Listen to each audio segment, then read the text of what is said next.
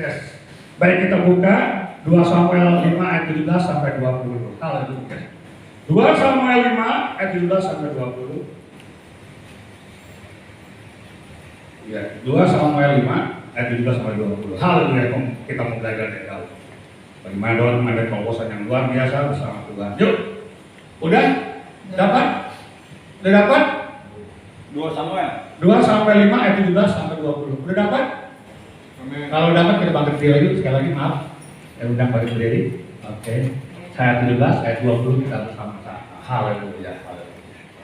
Ayat 17 ayat 2 sampai 5 ayat 17 demikian. Ketika didengar orang bising bahwa pasti terjadi.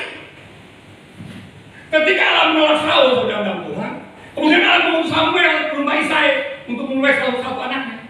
Datanglah Samuel ke rumah Isai, kucuk. 1, 2, 3 baru apa-apa enggak. Kemudian ada yang itu.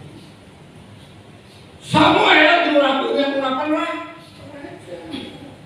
Artinya waktu Samuel diurapi menjadi raja. Samuel mengambil Daud menjadi raja. Itu rencana Allah bagi Daud. Urapan raja menjadi raja. Pertanyaannya, apakah simsalabim ala kagaba tiba-tiba jadi raja? No. Memang pada saat itu Samuel hamba Tuhan yang bersalah datang kepada Daud. Diurapi Daud menjadi raja. Urapan raja artinya dia diberkati, dia dijadikan Allah menjadi raja. Tapi tidak simsalabim, saudara, enggak ada simsalabim. Daud mengalami proses demi proses, mengalami apa namanya proses. Firman Tuhan katakan Daud daripada hubungan satu kepada hubungan lain, pada hubungan masalah. Artinya Daud dari masalah satu ke masalah lain. Dikejar-kejar oleh bisnis, dikejar saudara tetangganya, di pada hubungan makan minuman, Daud bukan masalah demi masalah. Tidak simsalabim, saudara. Kalau Allah bicara dengan kita rancangan keselamatan, rancangan sampai kita, Allah Tuhan menuliskan planu, itu nggak simsalabim, saudaraku. Engkau memproses dulu. Karena kita, bagaimana hidup kau begini? Kalau ada rencana rancangan cinta dan keselamatan, kau masih gagal begini, gak cerita, saudara. Proses. Mulai proses. Dan tetap dalam proses. Daud gak simsalabim, belum proses waktu, tekanan alami. Itu sebabnya di Mazmur 2:3-4 dikatakan, aku mengalami baik-baik maut. Dia mengalami apa yang datang maut? Banyak sudah kematian kok. Daud akan mati dan masalahnya. So bayangkan, Saul dengan tangan dalam caranya. Di sini mengejar juta mulai kena.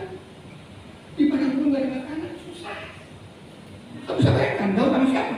Sama anak istrinya di padang gurun, bukan sendiri. Dia sudah tanggung jawab dengan keluarganya dan orang mengikutinya. Yuk bayangin, tekanan luar biasa yang dialami. Sebabnya Mazmur 2:3-4 dikatakan, aku dalam bahaya maut. Tekanan yang luar biasa, aku akan mati.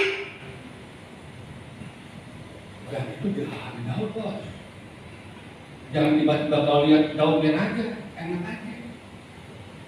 Ya, kalau saudara kita tak mungkin kita lihat apa ketua kita ini di mana luar biasa. Tapi mungkin prosesnya kita nggak tahu. Proses dia jadi klasis, proses dia sekarang diberkati, kita nggak tahu. Kita tahu dia berhasil. Sekarang udah berhasil maksudnya, bukan gini-gini doang. Tapi kan proses kita nggak tahu. Kita mau belajar, saudara Tuhan dari Daud. Yang pertama kita mau mengalami fokusan kan, dulu kan. Pertama, jangan fokus pada yang kelihatan. Ketika Daud di Urapi dia raja, dia pertama kali apa? Bertemu dengan harus menghadapi namanya Goliat. Dia berhadapan dengan Goliat, enak-enak aja. Goliat memang Tuhan katakan dia panglima tentaranya orang Filistin. Dia ini jago berperang. Udahnya tinggi-tinggi besar, jago berperang ini. Dia sering berperang dan menang dalam peperangan terus. Tinggi besar. Daud imut-imut, bor-bor berperang, megang pedang dua pernah. Kali itu lah. Masuk akal gak? Daud yang imut-imut yang gak pernah pegang pedang, berhadapan melawan Goliat yang tinggi besar, yang dengan pedang, lembing dan tombaknya, yang dia sebut pahlawan berisi masuk akal gak?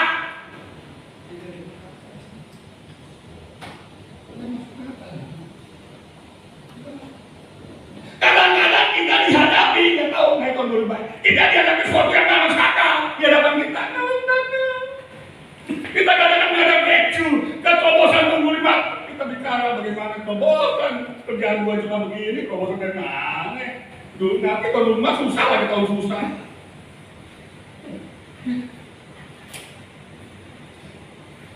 Kerjaan gua aja begini, gua PHK lagi. Kerjaan gua gak nentu nih, besok nih. Bor bisa tidak nggak tahu dah, mungkin dipecat besok nggak tahu. Terus ada bilang bagaimana di rumah ya? Mungkin seperti Goliat tahun 2002. Mungkin anda memandangnya kalau rumah seperti Goliat. Daud tidak fokus pada yang kelihatan. Yang kelihatan Goliat besar betul. Terus Daud katakan apa? Engkau datang dengan pedang dan tombak, aku datang dalam nama Tuhan. Yang kelihatan adalah Goliat yang tinggi besar dengan tombaknya, pedangnya yang menyeramkan. Ngeri itu, saudara banyak ngeri, sesuatu masalah. Tapi Daud, sesuatu yang tidak kelihatan dikatakan, aku datang dalam nama Tuhan, itu yang kelihatan, itulah iman. Amin. Itu yang tidak kelihatan, itulah iman. Apapun bidang dunia ini, apapun bidang 25, gua gak mau tahu itu yang kelihatan. Mungkin susah itu yang kelihatan. Mungkin gua gak tahu banyak apa. Perusahaan-perusahaan yang bangkrut itu yang kelihatan. Yang gak kelihatan Tuhan bersatu bersama Tuhan aku gagal dalam segala perkara. Itu yang gak kelihatan. Jangan fokus pada yang kelihatan. Kalau kita mengadopsi terobosan itu, kadang-kadang kita menghadapi itu yang mereka kelihatan. Penyakit itu begini, bulan 2 bulan, seminggu 2 minggu, tahun 2 tahun nggak mungkin penyakit itu nggak mungkin. Dokter bilang nggak mungkin, bagaimana? Nggak mungkin. Kau melihat yang kelihatan nggak mungkin. Kau melihat yang kelihatan nggak mungkin. Tapi kau nggak melihat yang tidak kelihatan. Firman Tuhan katakan orang benar akan beriman. Kita hidup dengan logika logika, walaupun logika perlu. Kecerdasan perlu, intelektual perlu, is okay. Tapi manusia hidup, orang benar hidup dengan iman. Iman dan orang benar seperti dua sisi mata uang yang tidak bisa dipisahkan. Kalau engkau berkata orang benar, kau harus hidup dengan iman.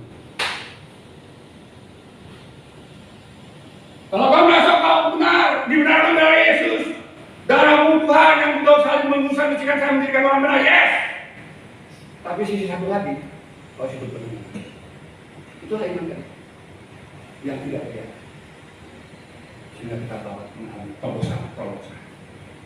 Saudara dan Tuhan, ketika Musa yang dihadapi Musa itu di belakang itu Firaun kejar-kejar, di kanan kiri pada gurun, di kirinya itu bukit-bukit tinggi-tinggi, di depannya laut Teberau. Itu yang kelihatan. Maju kena, mundur kena. Kalau melihat yang kelihatan stres kita. Banyak orang stres karena melihat yang kelihatan. Coba Anda bayangkan Musa pada saat itu.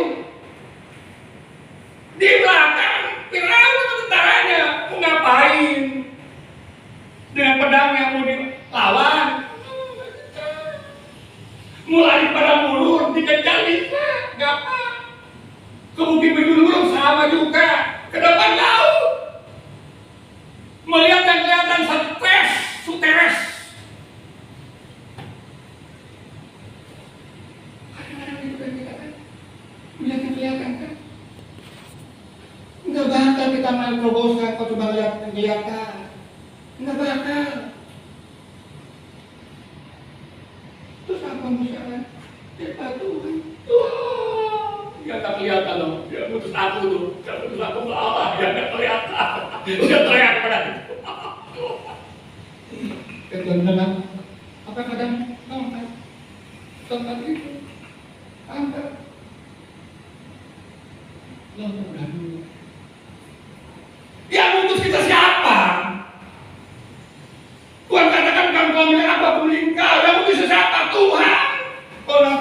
urusan PDPT yang bisa ke Tuhan melalui kelas video. Tidak bisa melalui suatu kelas video. Memang harus ada organisasinya. Enggak sih, tapi kan ada pendeta. Ada organisasinya yang sah, yang memutus kalian. Tapi yang memilih kalian kan bukan kita, bukan ketua, tapi Tuhan yang memilih kalian. Itu kan. Terus kalau Tuhan memilih kita, udah kenapa dia tuh? Musa teriak ke Bata. Apa ada padamu tongkat? Iya, tongkat itu. Tongkat itu, iya, tongkat itu. Enggak